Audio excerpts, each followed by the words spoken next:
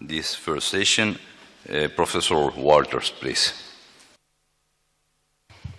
Learning to sustain life, reigniting a radical agenda, or following from Bud Hall's poem, this is not a take a seat time in history.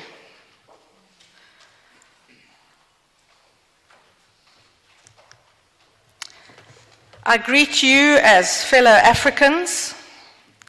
According to our current knowledge about the origins of humankind, we are all African through 6 million years of evolution.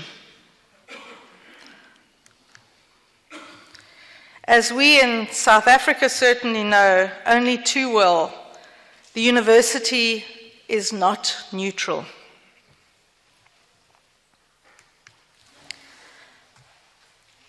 Both Rajesh and Christina emphasized that inequality is the major issue of our times, and as our colleagues on the panel have already said, and we in the universities are either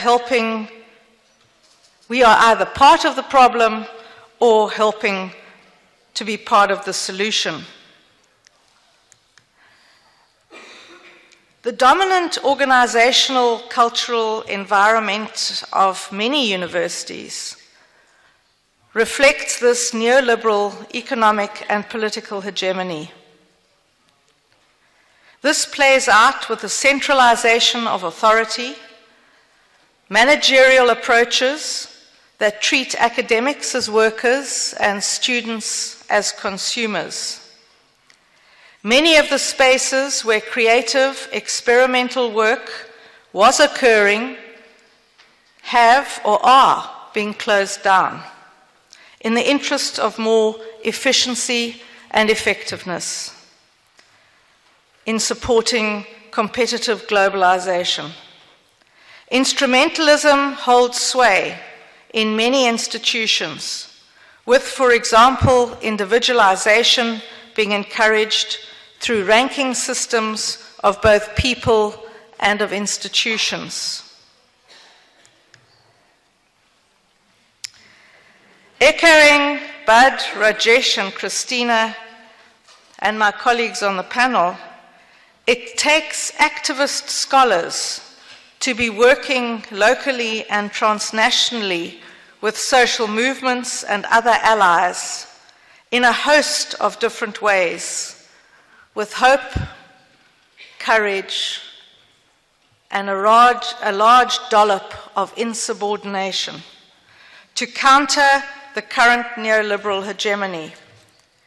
If we want the universities to be different and relationships with communities to be collaborative, respectful, and supportive, scholar activists are in the business of disrupting social and organizational norms and cultures.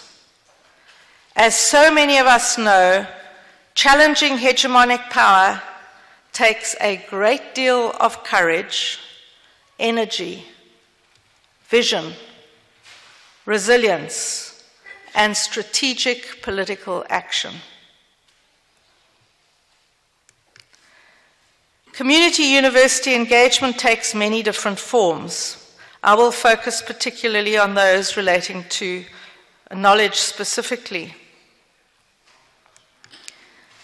In the context of Africa, a fundamental fracture that runs through much debate about community university engagement relates to knowledge. Whose knowledge counts? How is knowledge created or co-created? It's very much about curriculum. While Africa can claim one of the world's oldest centers of scholarship dating back to 3,300 BC onwards in Egypt, through slavery and colonialism over centuries, universities in Africa have become largely mirrors of their former colonial masters. What is valued as knowledge and what's what processes of knowledge production are considered legitimate reflect to some degree European hegemony. Emanuel Wallerstein, an eminent sociologist, historical social scientist, and world systems analyst, persuasively argues that we are in the middle of a deep structural crisis. He looks at the historical trends of capitalist development and makes the point that the conditions have shifted fundamentally, so that we are in the midst of a struggle for the successor economic and political systems. We are standing before alternative choices. When he sketches, which he sketches in broad outline, he argues that we can choose collectively a new stable system that essentially resembles the present system in some basic characteristics, a system that is hierarchical, exploitative, and polarizing. Alternatively, we can choose collectively a radically different form of system, one that has never existed before. A system which he terms relatively democratic and relatively egalitarian. He says that what we can do while in the very middle of the structural crisis is to try to analyze the emerging strategies that the two major camps, which he refers to in shorthand as the camp of the spirit of Davos, which would include IMF, World Bank, and so on, and the camp of the spirit of Porto Alegre, which would include social movements, social justice activists, and so on, and analyze what strategies they are developing in order to orientate our own political choices in the light of our own moral preferences. He argues that there are several different strands within on these so-called two camps, which makes the situation confusing intellectually, morally, and politically, and therefore fundamentally unpredictable and uncertain.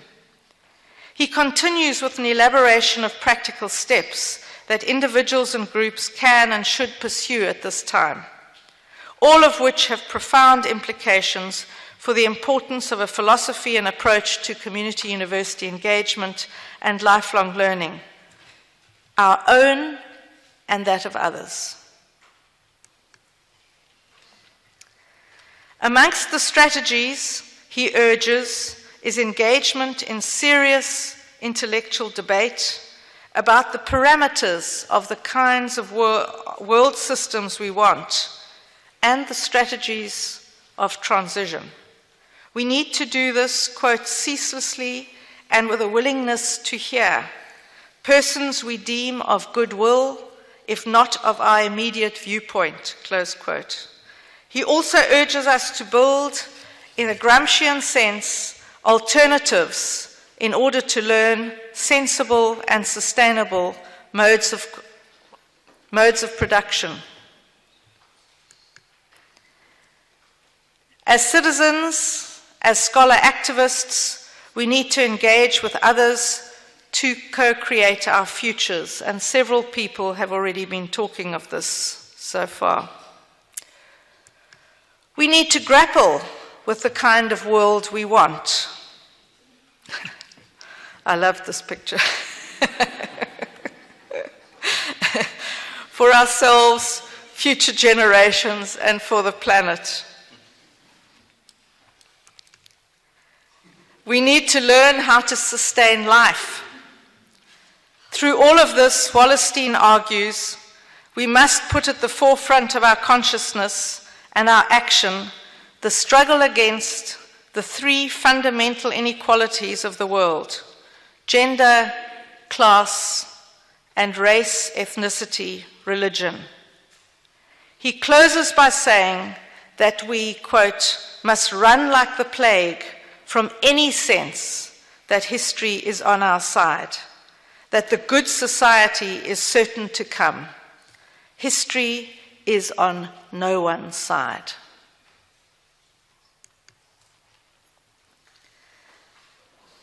Fear and crisis lead people to disconnect, to pull away from one another. So the question for us is, how do we learn to be connected? And this was beautifully enacted in the play yesterday.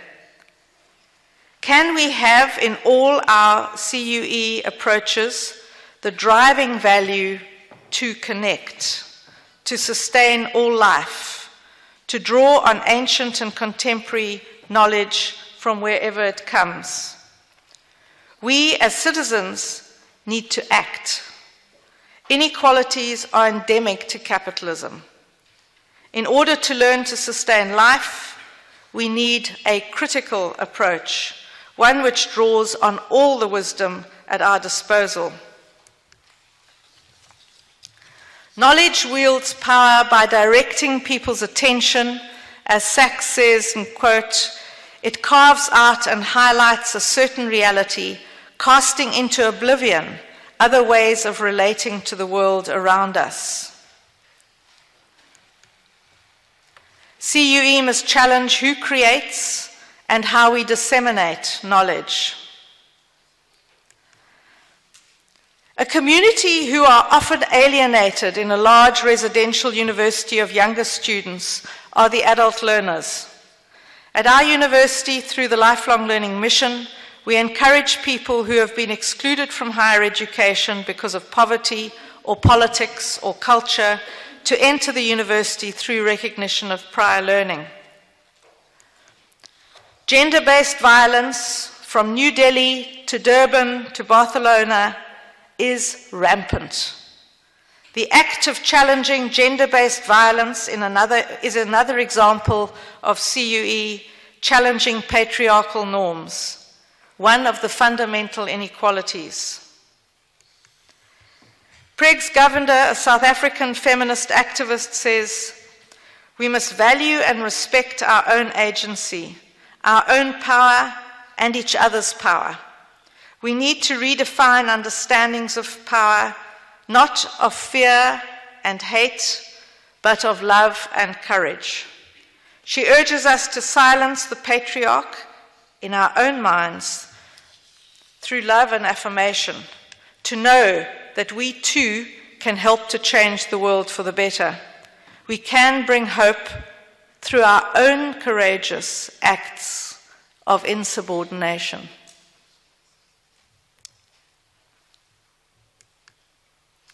In African universities, decolonization of mind, heart, and soul is a central concern. It is not to be interpreted as a process of throwing out and discrediting everything non-African. As many African scholars argue, developing African perspectives and scholarship must be understood as taking a stand for Africa in the context of contested and contesting knowledge systems. It requires privileging what has historically been excluded, omitted, deleted, and creating a space for dialogue in which such knowledge can be compared, contested, affirmed, or transformed. Kheba Galeni likened the African university to a tree whose roots anchor it to the ground, yet has its leaves reaching to the sky for the birds to come and pollinate, feed, and nest on it, whether from Africa, Americas, Asia, or Europe, and yet still gives nourishment, medicine, shade, and shelter to those who live underneath it or nearby. In South Africa, working with the majority of our students who are Black, who are first-generation university students, the challenge is to draw on their experience of the everyday, to affirm who they are and what they know. Through books of African intellectuals like Steve Biko and Frantz Fanon, students are encouraged to recognize the economic and psychological degradation inflicted by imperialism. They are encouraged to take power, to read the world in order to shape it.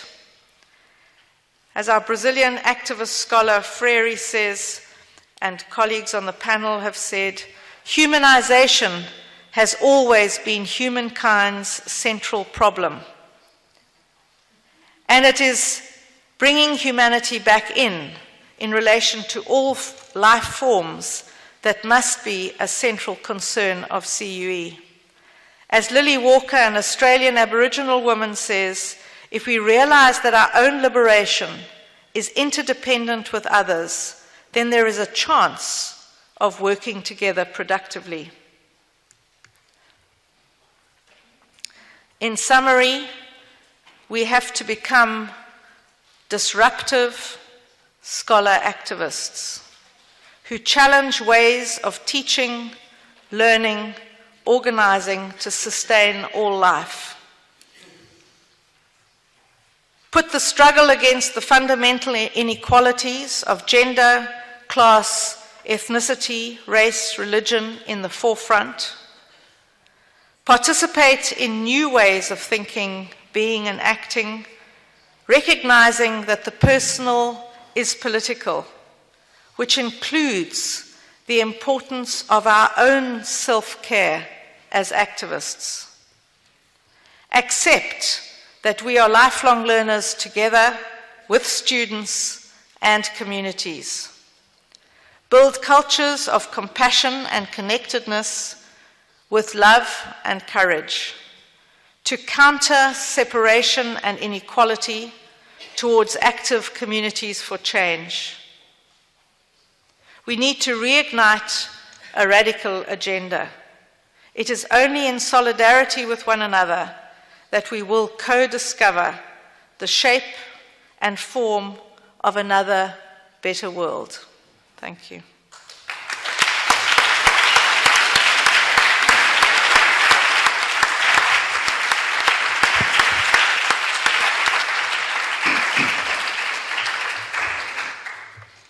Hemos tenido una presentación general de enfoque conceptual, metodológico respecto al tema principal de esta conferencia. Good to start with this general approach, different and critical but strong, to go forward in the workshops and the discussion in general in the different topics of engagement and university. Since our region, the most unequal region in the world, Latin America, I'm the president of GUNi in Latin America and Caribbean. This unequal condition from the university implies strong changes, internal changes in our universities to put forward projects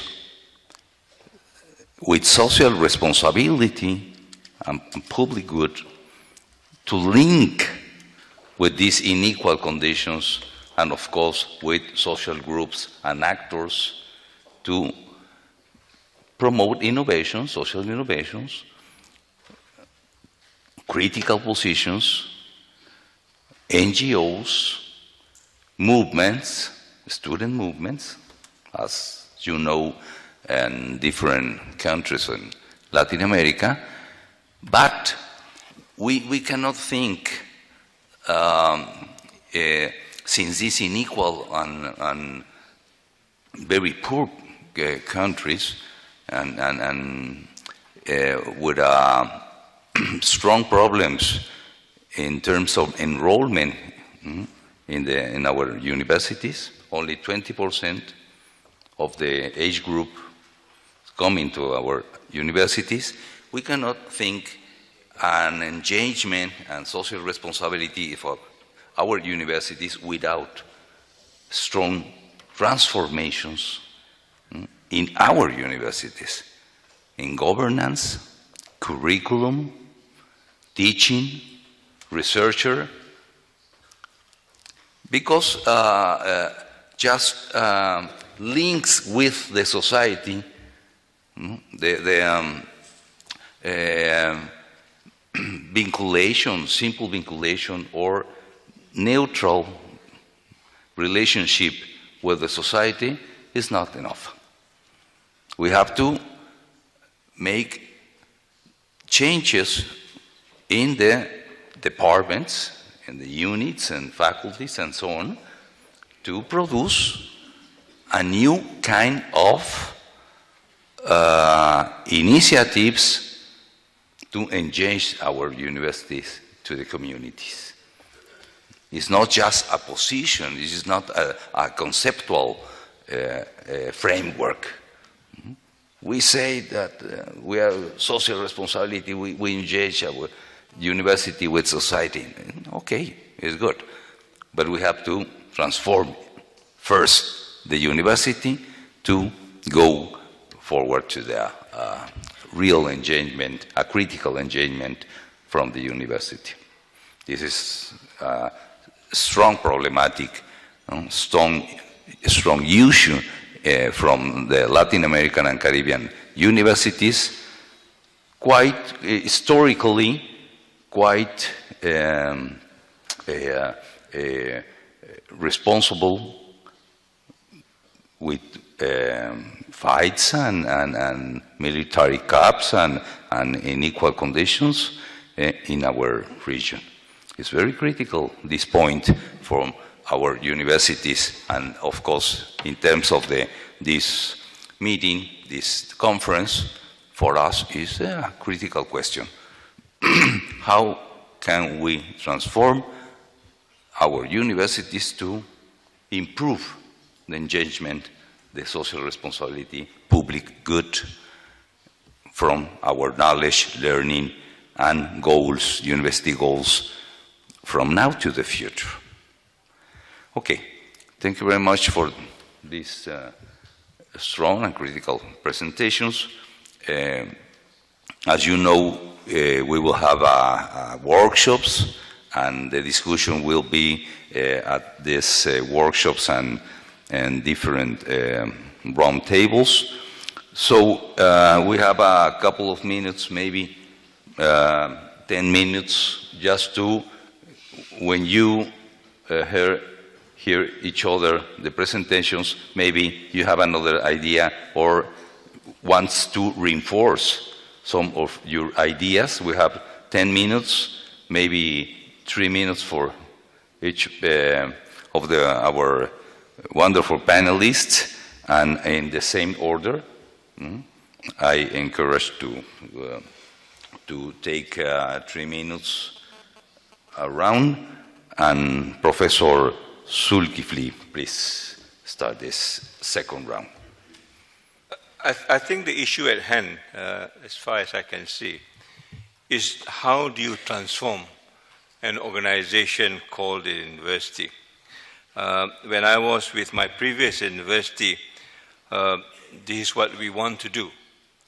But the university has been so ingrained in its own model, confounded by its own criteria and constraint, that transforming it is not an easy thing to do. I go back to learn from the experience of the Grameen Bank, of the Nobel laureate Muhammad Yunus, when he first started the microcredit bank. That time, I think the conventional bank says that the poor are unbankable, and therefore there is no provision at all for the poor as far as the bank is concerned. The lesson that I learned from his experience is that he is daring enough to start another venture, rather than going to a conventional bank and trying to change it, which probably will take a long time if it's ever to succeed, or perhaps will not succeed at all. So what happens now is that, from the conversation that I had with him, the idea was very simple.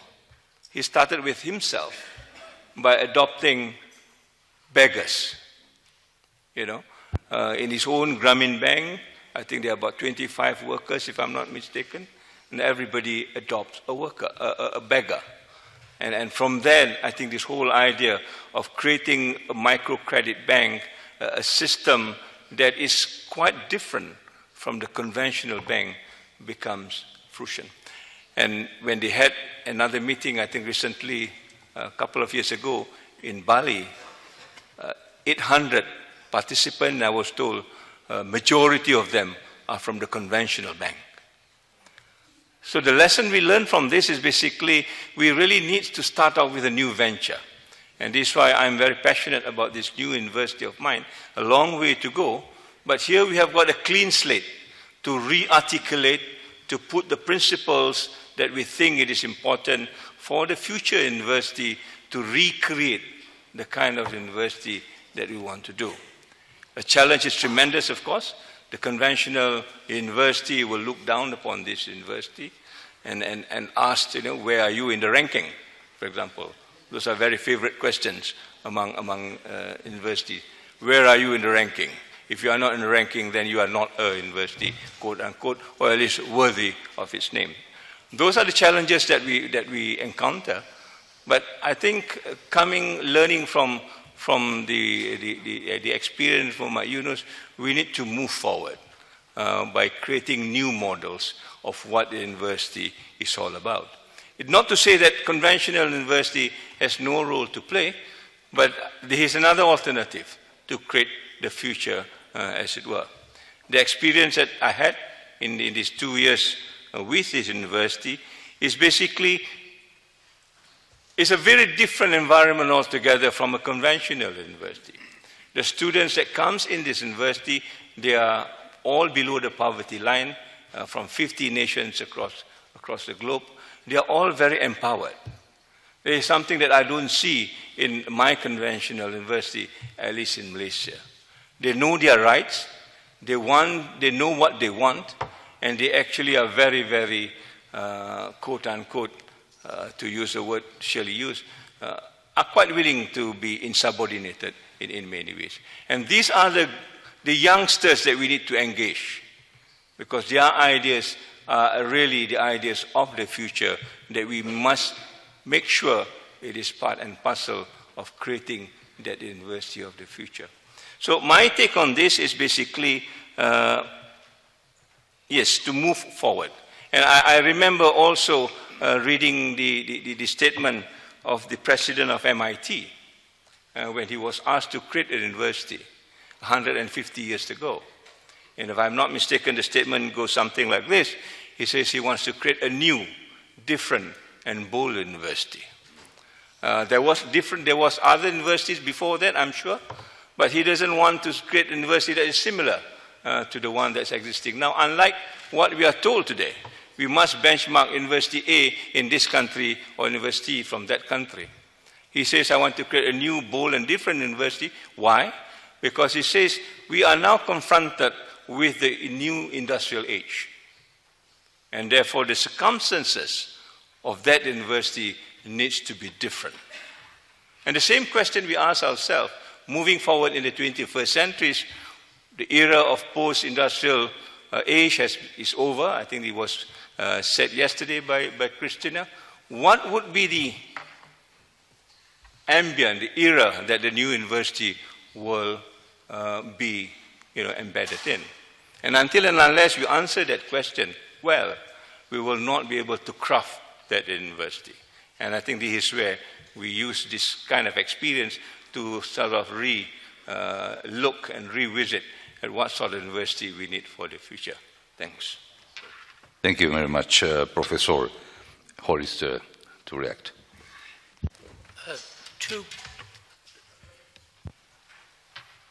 Two quick ideas that fellow panelists got me thinking about. One, your challenge, Axel, that how do we accelerate the process of transforming institutions of higher education, which so often seem to be this sort of glorious invention of a kind of organization brilliantly designed to resist change. And I think the inspiring example of the new university, Zul, that you're leading, one approach can be to give up on the traditional university and invest more heavily in new universities like yours, and that's sort of an attractive idea, but I don't think it's going to happen. But I think there is a very exciting opportunity for us to learn from you and from this small but growing group of new universities, others that come to mind, and Asheshi University in Ghana, Earth University in Costa Rica, and what little I understand about those sister institutions is that from the very beginning, they have organized an entirely different paradigm in relation of their relationship to the community. They don't speak the vocabulary of how do we do better university-community partnerships, because indeed those institutions are fully part of the community in multiple ways, including who their students are, but also how the curriculum is structured and how the research enterprise is organized. And I wonder what your thoughts, Zul, might be about convening these newer universities, and both to support their work but also to learn from them. And then a second thought, you mentioned rankings. I think there's a fabulous opportunity that we have to work together to more effectively counter and challenge the pernicious global ranking systems and the way in which they cut against our work. And I'm quite uncertain as to what's the effective counter strategy.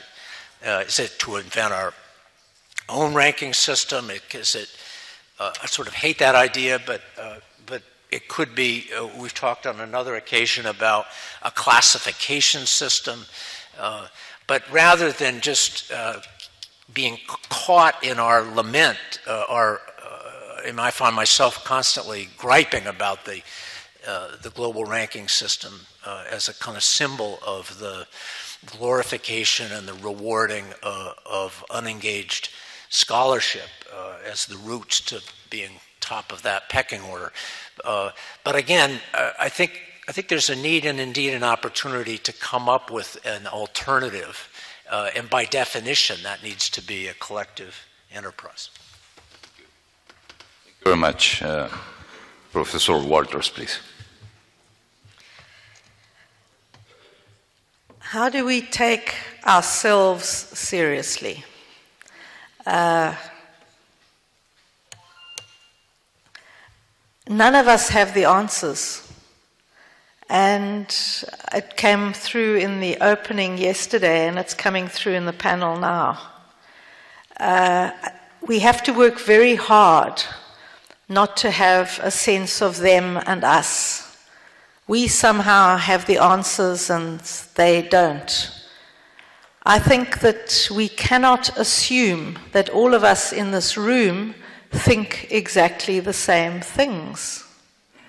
We cannot assume we think the same things about the fundamental inequalities of class, gender, race, ethnicity, religion. There can be very, very deep divisions amongst us. But that's where I think, Wallerstein's challenge is, how do we talk with one another when we recognize that we are not all the same, but that we have sufficient confidence in one another's moral purpose. And that comes back to, again, one of the issues that was talked to yesterday and echoed this morning about listening. And that is really difficult. Most of us are practiced at telling other people what to do and what to think. And we don't stop and wonder about our own education. So I think one of the challenges that I think we face is our own intellectual grappling with what kind of future we're talking about. So it's because there are no recipes, there are no defined, there is no defined future, and it's in the cut and thrust of being every day, of being citizens, activists, and scholars, and recognizing our own not knowing, that I think is so very, very important. My own observations, and talking from my own context, is that this thing called community university engagement is very, very marginal. It is not at the center of how universities think about themselves. Somebody has come up with the idea that we need to do this thing. And so that's where I think the debates in the workshops about structure and how, because it's about particular values and how one infuses particular values and positions and politics, that is so important. It is about some of the micro technical details about how to do service learning, but it's also, I think, much more profoundly about the politics of the world that we want. So I would challenge the networks and GUNi and others to have spaces in their conferences to actually have us engage intellectually with those futures, not just talking about the technicalities or, how did you find those funders or what kind of institutional structures, but what do you think about the world and what kind of books are you reading? And how are you challenging yourself, not only your students? So I think that there are so many questions that in which we are personally challenged. The idea of having sort of leading practice examples and how we use them is essential. And I think the idea that we need to create this vision. And then how do we disseminate that knowledge? And that's what's been coming through in this panel. But I think that if we don't take ourselves seriously as political activists and to recognize what it actually means, it's painful, you cry, you need support, you need solidarity, and that's what we've also got to talk about. And I suppose it's the depth of the project that we have to confront, as opposed to, talking too quick and easy. And I think one of the tensions that I feel, when you have some really imaginative picture of the future, on the one hand, I want to go, yeah, forward, viva. But on the other hand, it's almost like, yeah, but. But how on earth do I wake up in the morning and take on my boss? And who's going to support me? And I'll just tell you one story. This last year, I had to file a formal complaint against my boss, the first time in the history of the institution. I have seen people melt away. People are scared. People do not like confrontation. People do not like conflict. And I think unless we get it, unless we recognize that fear makes us pull apart rather than come together, we're going to miss this opportunity. So we needed to do a lot of work ourselves to help ourselves come together and be together.